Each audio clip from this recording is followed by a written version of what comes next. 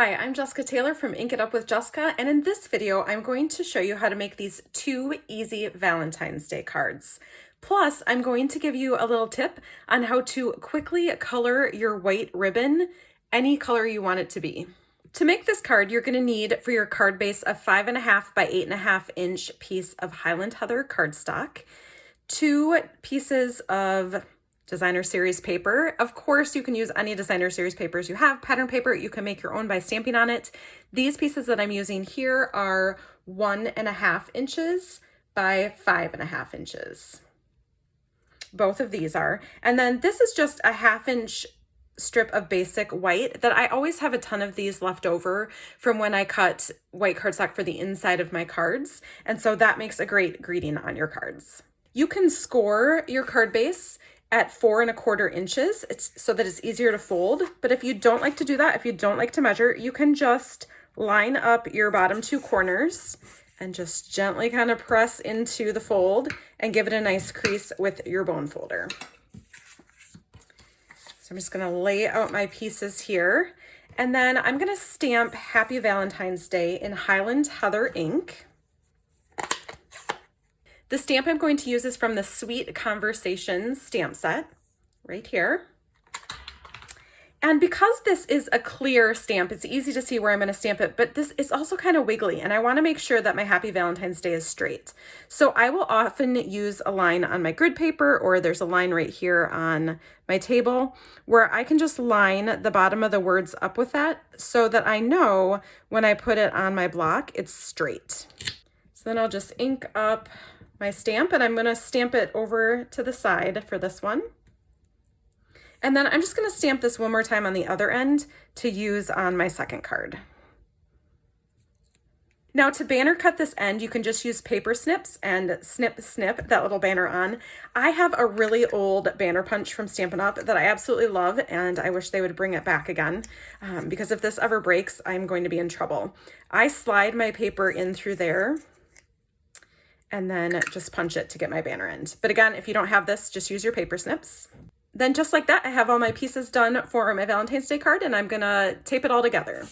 So I'm gonna use this purple paper on the bottom, and you can see that these are back-to-back papers. That means that one pattern is on one side of the paper and the other pattern is on the other side. So I'm just gonna line this up right at the bottom, like so. I'm using the Stampin' Seal. Whatever your favorite adhesive is, go ahead and use that. I like to make sure that my pieces are going to stay stuck, so I use a lot of tape. So then you can just decide which way you want it to be. I think I'm going to go this way, so that big text me is up and down.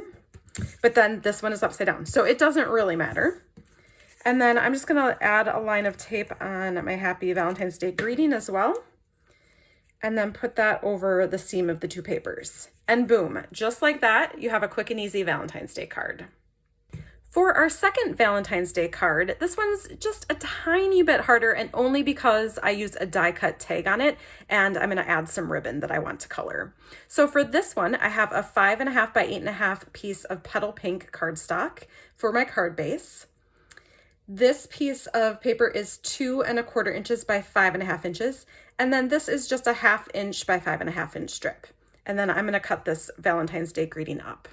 So once again, I'm just gonna take my paper and fold it so that my corners match up, and then gently work towards a crease. Give it a nice fold with my bone folder. And let's tape our pattern paper on. Again, I'm using the seal. Use whatever your favorite adhesive is. This doesn't really have an up and down pattern. It's kind of all over the place, so it doesn't really matter which way I put it on there. So I am going to leave just a little border up by the fold, but I want to make sure that my ends line up with the ends of my card base. And then this does have words on it. You can't really read it because it's such a skinny strip, but that we might want to make sure goes on there up and down the correct way. So this is the top of my card. And then I'm just making sure that my edges line up. And I just push that right up against there, like so. All right, let's go ahead and make our tag now. I'm going to be using this tag here from the Sweethearts dies. So my sandwich is going to be, I'm going to start with number 1, the thick platform, then number 2, because I'm using dies, and then a number 3, then my white paper. I usually just have a couple pieces of white paper around that I use to cut pieces out of. I'm going to put another number 3 on top and go ahead and roll that through. And there I have a quick tag. Next, I'm going to stamp the largest heart from the Sweet Conversations stamp set on my tag in Petal Pink. So just right in the center there. And then I'm just going to use my paper snips to cut out Happy Valentine's Day to put on top of there. So I'm going to cut really close. I don't really care if it's exactly straight. This is handmade. It's supposed to look unique and handmade. So I just find it easiest to cut all around all the words first. And then, let's see, get close to that D. And that looks pretty good. Now, it is a little bit more difficult to put tape on the back of this, but it's doable. So maybe you want to start by laying it out where you want the words.